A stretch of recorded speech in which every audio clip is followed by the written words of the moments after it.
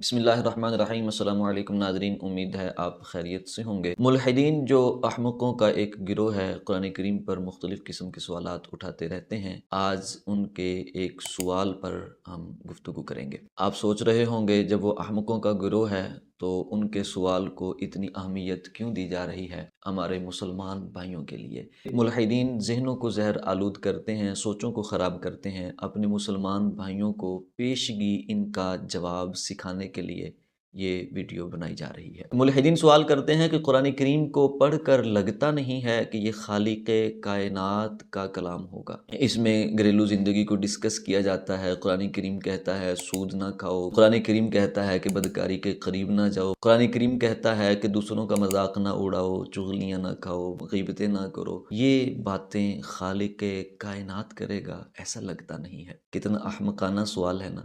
آپ کیا سمجھتے ہیں کہ خالق کائنات کا کلام ایسا ہونا چاہیے تھا کہ ہم جیسے انسان اس کو حل ہی نہ کر پاتے، کسی میوزیم میں رکھ کر اس کو بس دیکھتے رہتے، دیکھو کیسا خالق کائنات کا کلام ہے، کسی کی عقل میں ہی نہیں آتا۔ اگر ایسا تھا تو پھر قرآن اتارنے کی ضرورت ہی کیا تھی؟ یہ تو اتارا گیا ہماری ہدایت کے لیے۔ ایک سٹوری سنیے، امام غزالی رحمۃ اللہ تعالی علیہ نے احیاء العلوم میں لکھا ہے، ایک دانا شخص تھا، صاحب علم تھا، اس سے کسی بادشاہ نے سیم یہی سوال پوچھا۔ کہنے لگا کہ تم لوگ کہتے ہو کہ اللہ پاک نے کلام نازل کیا ہے، یہ جو کلام ہے یہ الہامی کتاب ہے، یہ انسان کا بنایا ہوا نہیں ہے، اللہ کریم کا کلام ہے۔ ذرا یہ بتاؤ کہ خالق کائنات کا کلام انسان کیسے سمجھ سکتا ہے؟ ان صاحب علم حضرت نے بہت خوبصورت جواب دیا، کہنے لگے کہ دیکھو ہم جانوروں کو سکھاتے ہیں، بعض دفعہ ہم نے جانوروں کو اپنی طرف بلانا ہوتا ہے، جانوروں کو کچھ ہم نے ٹریننگ دینی ہوتی ہے،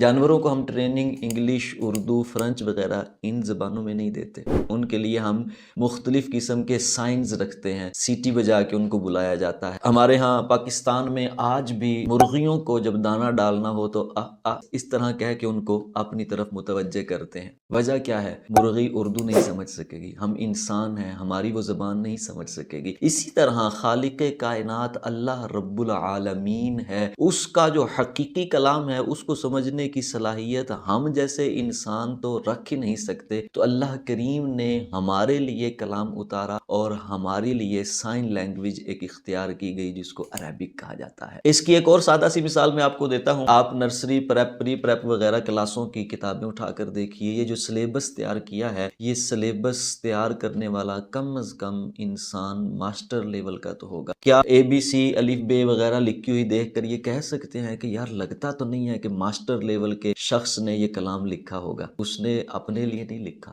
اس نے اپنے قاری کے لیے لکھا ہے۔ یہ ایک بنیادی سا اصول ہے، کوئی بھی رائٹر ہو، کوئی بھی متکلم ہو، کوئی بھی کلام کرنے والا ہو، وہ اپنے لیے نہیں کر رہا ہوتا۔ بک لکھنے والا اپنے لیے نہیں لکھ رہا ہوتا، وہ اپنے قاری کے لیے لکھ رہا ہوتا ہے، اور وہ لکھنے میں اپنے قاری کی ذہنی سطح کا لحاظ رکھتا ہے۔ یہی بات ہے کہ اللہ رب العالمین نے کلام نازل فرمایا، ہمارے لیے نازل فرمایا، ہماری ذہنی سطحوں کا اس کلام میں لحاظ رکھا گیا۔ ایک بڑی خوبصورت بات عرض کروں، قرآن کریم دیکھنے میں بہت آسان ہے، اور یہ بھی قرآن کریم کا ایک اعجاز ہے، اس کو پڑھنے والا خود عقل کے لحاظ سے جس لیول کا بندہ ہوتا ہے، قرآن کریم اس کے لیے اتنا ہی کھلتا ہے۔ آپ دیکھیے فلسفے کی بہت مشکل کتابیں بھی موجود ہیں، ان کو پڑھنے والے بھی چند ایک ہوتے ہیں۔ پورے کالج میں ایک کلاس ہوتی ہے 25 افراد کی، ان کو فلسفہ پڑھایا جا رہا ہوتا ہے، ان میں سے بھی 2-4 افراد ہوتے ہیں جو بمشکل فلسفے کو درست طریقے سے سمجھ پا رہے ہوتے ہیں۔ قرآن کریم ان 1000 میں سے 25 میں سے 2 افراد کے لیے نازل نہیں ہوا، بلکہ قرآن کریم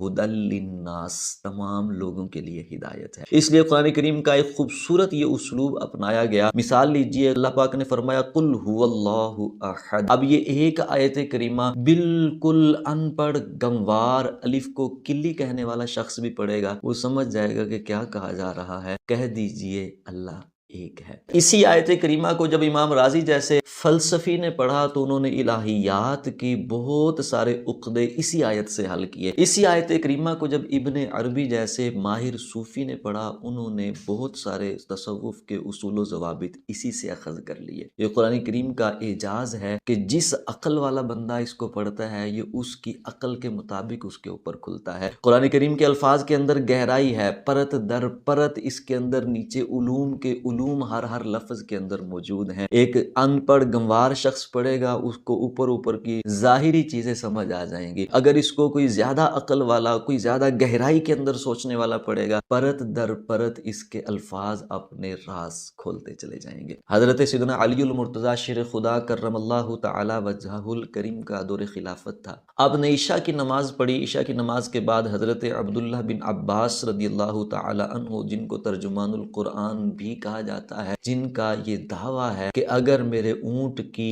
رسی گم ہو جائے تو میں قرآن کے ذریعے سے اسے تلاش کر سکتا ہوں، یعنی قرآنیات پر اتنی مہارت رکھتے تھے۔ حضرت سیدنا علی المرتضیٰ رضی اللہ تعالی عنہ نے سیدنا عبداللہ بن عباس رضی اللہ تعالی عنہ کو فرمایا، عبداللہ ذرا تنہائی میں ملنا۔ حضرت عبداللہ بن عباس رضی اللہ تعالیٰ عنہ نے بقیہ نماز پڑھی۔ حضرت علی المرتضیٰ شیر خدا کرم اللہ تعالی وجہہ الکریم کی خدمت میں حاضر ہو گئے۔ اب دیکھیے عشاء کی نماز کا وقت ہے اور اس کے بعد فوراً ہی یہ دونوں حضرات آپس میں بیٹھ گئے ہیں۔ حضرت عبداللہ بن عباس رضی اللہ تعالیٰ عنہ بھی بہت ماہر ہیں قرآنیات میں۔ حضرت علی رضی اللہ تعالیٰ عنہ نے ان سے پوچھا، اے عبداللہ یہ تو بتاؤ الحمدللہ میں یہ جو شروع میں الف آیا ہے، اس الف کا کیا مطلب ہے؟ حضرت عبداللہ بن عباس رضی اللہ تعالیٰ عنہ فرماتے ہیں، میں نے عرض کیا حضور آپ مجھ سے زیادہ علم رکھنے والے ہیں، آپ ارشاد فرمائیے۔ فرماتے ہیں حضرت علی رضی اللہ تعالیٰ عنہ نے اس الف کی وضاحت کرنا شروع کی، کتنے گھنٹے گزر گئے۔ پھر الحمد کے اندر جو لام ہے اس کی وضاحت فرمائی،